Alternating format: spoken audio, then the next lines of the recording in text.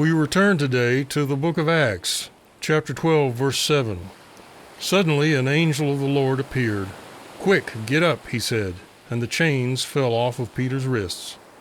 And again in the book of Acts, chapter 16, verse 25, Paul and Silas were praying when suddenly there was such a violent earthquake that the prison doors flew open. This is the way God works. In our darkest hour, He walks to us across the waves, just as an angel came to Peter's cell when the day of Peter's execution dawned. And when the scaffold was completed for Mordecai's execution, the king's sleeplessness ultimately led to his actions benefiting God's favored race.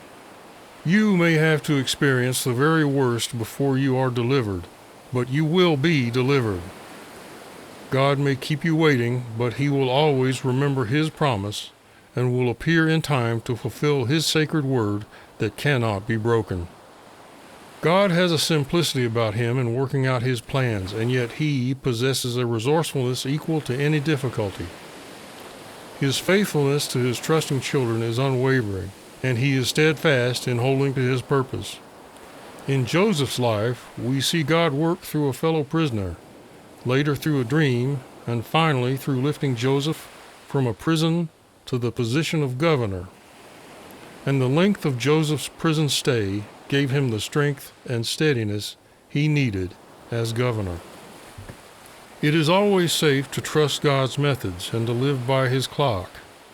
God, in His providence, has 1,000 keys to open 1,000 different doors in order to deliver His own, no matter how desperate the situation may have become. May we be faithful to do our part, which is simply to suffer for Him and to place Christ's part on Him and then leave it there. Difficulty is actually the atmosphere surrounding a miracle, or a miracle in its initial stage. Yet if it is to be a great miracle, the surrounding condition will be not simply a difficulty, but an utter impossibility, and it is the clinging hand of His child that makes a desperate situation a delight to God.